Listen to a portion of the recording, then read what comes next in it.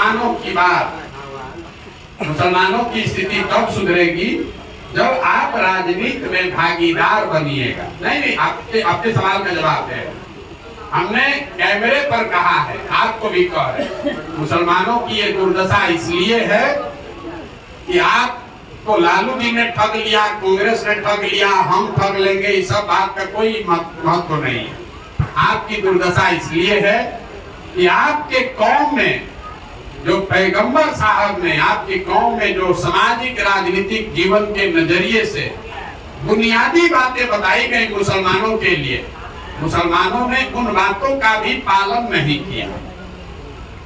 आपके पैगंबर साहब ने कहा कि जिस कौम को अपने रहनुमाओं की समझ न हो उसके ऊपर जालिम हुक्मरानों को मुसल्लत कर दिया जाता। ठीक है, मुसलमान को ये लग रहा है कि आज का जो हुक्मरान है वो जालिम है, तो इसी लाइन को, इस पंक्ति को आप कागज पर लिख दीजिए। अगर पैगंबर साहब ने कहा कि आपके ऊपर जालिम हुक्मरान मुसल्लत कब किया जाएगा, जब आपको अपने रहनुमाओं की समझ न हो।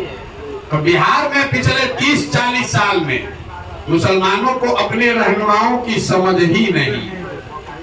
जब जिसको रहनुमा बनाना है तो आप गलत आदमी को पकड़ लेते हैं, तो आपके ऊपर जालिम हुक्मरान तो रखे ही जाएंगे। आपकी कौम में ये बताया गया कि बिना जद्दोजहद के जीवन में कुछ हासिल नहीं हो सकता। हम गलत बोले तो बताइएगा, कौम में ये बात कही गई है।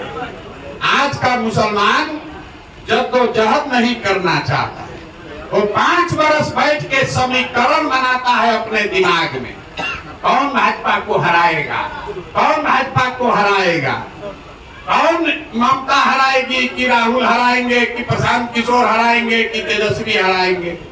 अब जो आपको चुनाव के समय हराता दिखता है वो आदमी अच्छा हो, खराब हो, चोर हो, बदमाश हो, आप उसी के ट्रेन में बैठ जाते हैं, अपने बाल बच्चा को भी लेकर बैठ जाते हैं।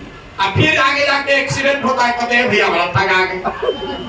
अरे भाई, आपने 5 बरस जद्दोजहद नहीं किया, आप अवसर की तलाश में बैठे। अभी 2 महीना पहले तक आपको नीतीश कुमार में अपना रहनुमा दिख रहा था, और छोड़ के आपको पीठ पे छुरा मार के भागा। अब आप नया रहनुमा खोज रहे हो, किधर जाए और किधर जाए। अगले 10 बरस भी यही हो। अब आपको लग रहा है प्रशांत किशोर हमारा नया विकल्प है। हम रोज कहते हैं भैया हम आपके रहनुमा नहीं हैं, हम मुसलमानों की तरफदारी करने नहीं आए हैं। जैसे समाज में हर आदमी को बता रहे हैं कि अगर अपना और अपने बच्चों का जीवन सुधारना है तो आपको खड़ा होना पड़ेगा, अपने बच्चों के लिए खड़ा होना पड़ेगा। प्रशांत किशोर कैसे सुधार देंगे? हम इतने दिन से पैदल चल रहे हैं, रोज मन से कहते हैं कि दलितों के बाद सबसे ज्यादा गरीब, बदहाल, फटेहाल अगर कोई दिखा तो मुसलमान भाई दिखे। मुसलमानों के बड़े गांव में जाइए, कटिहार में तो बहुत है, उन गांव में जो बदहाली है, अभी एक वहां लोग कहते हैं भैया देखिए सड़क नहीं है, अगर हम लोग की महिला को प्रसव का पीड़ा हो जाए तो आधा आदमी का तो जान हॉस्पिटल पहुंचने में निकल जा रहा है।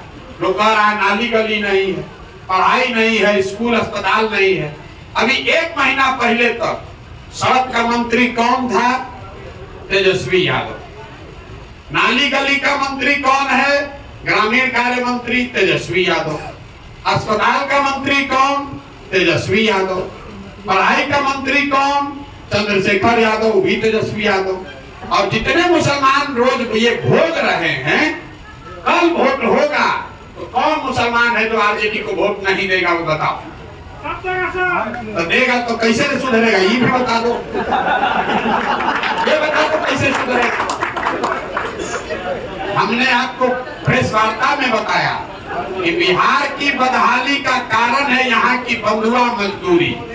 कोई जात के नाम पर बंधुआ मजदूर बन गया, कोई हिंदू मुसलमान के नाम पर मोदी का बंधुआ मजदूर बन गया, कोई लालू के डर से भाजपा और कोई भाजपा के डर से लालू।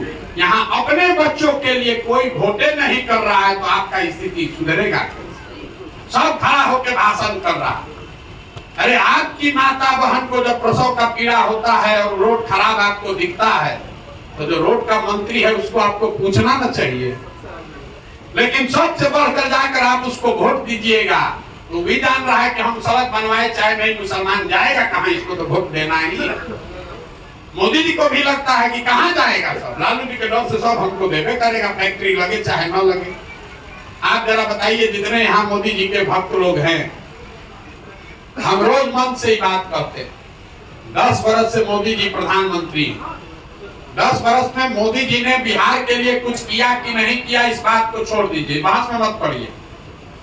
मोदी जी के प्रधानमंत्री बनने से आपका फायदा नफा हुआ कि नहीं, इसको भी छोड़ दीजिए। आप तो भक्त हैं, भक्त को तो कुछ नहीं चाहिए।